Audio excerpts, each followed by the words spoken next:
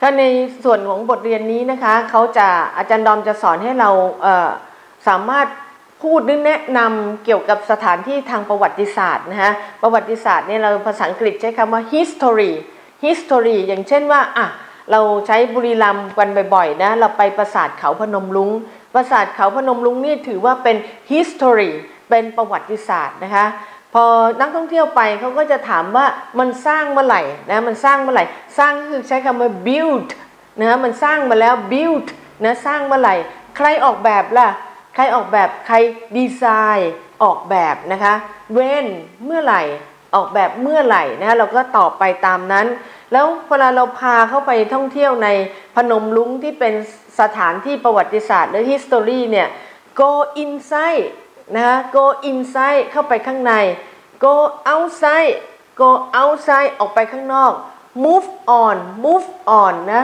เดินไปเรื่อยๆ turn left turn right look up มองข้างบน look down มองข้างล่างปราสาทอะไรต่างๆเหล่านี้คำพวกนี้เราฝึกนิดเดียวเราก็สามารถไปอธิบายสถานที่เกี่ยวกับประวัติศาสตร์ได้เลยค่ะ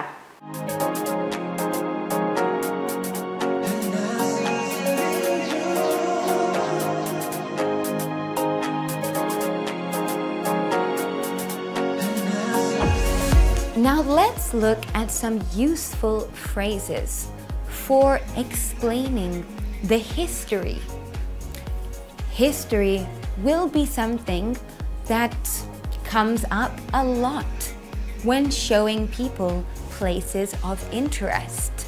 People are very interested to know and understand the history, and as your job is to explain the history.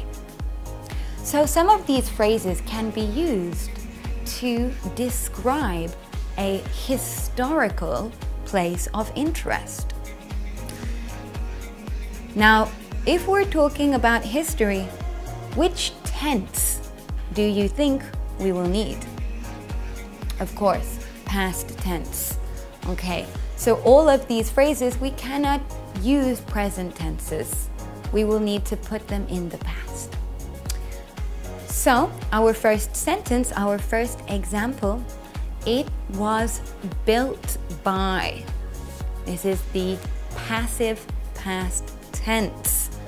Now, if you're stressing about, oh no, passive and active, I remember that from grammar class.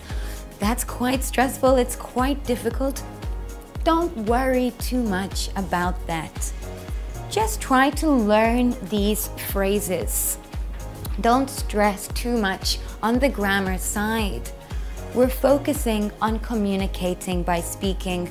These phrases will be very helpful if you can learn these phrases just by heart. Remember these phrases. It will make your speaking easier. So our first one, it was built by blah, blah, blah, blah, the person who built the building, the temple, the statue, etc. The second sentence, it was founded by. Found is underlined. Again, maybe you want to use a translator. Found is a verb which is not the same as find. Find is a verb you know. Find, found, found. Verb 1, verb 2, verb 3. Find, found, found. But found is also a verb 1, which I know is confusing, and it has a different meaning. It means to start a company or start an organization, to create. Example, this company was founded in 1992.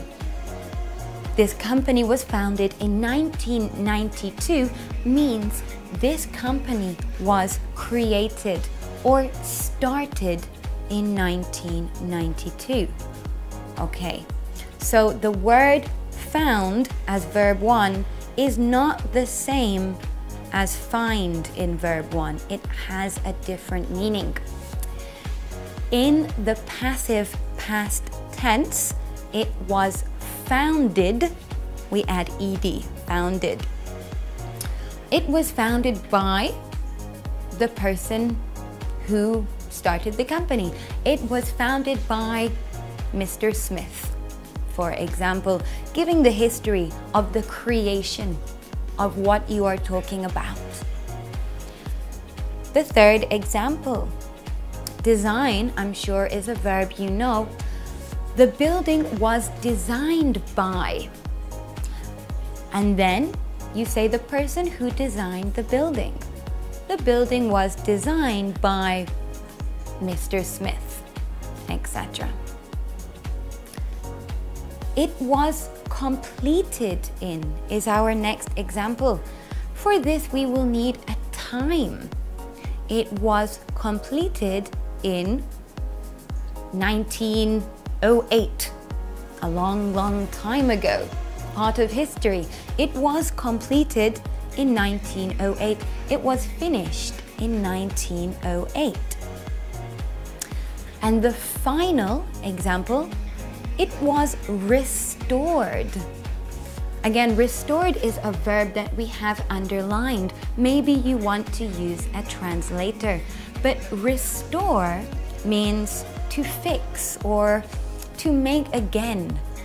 Some old buildings, some old statues, after time, they fall apart. They get old. We need to restore them. Make them nice again. Fix some things. Restore. When showing places of interest for history, maybe during the historical period, the building was restored. It was restored in 1908, in for time. It was restored by Mr. Smith, by for people.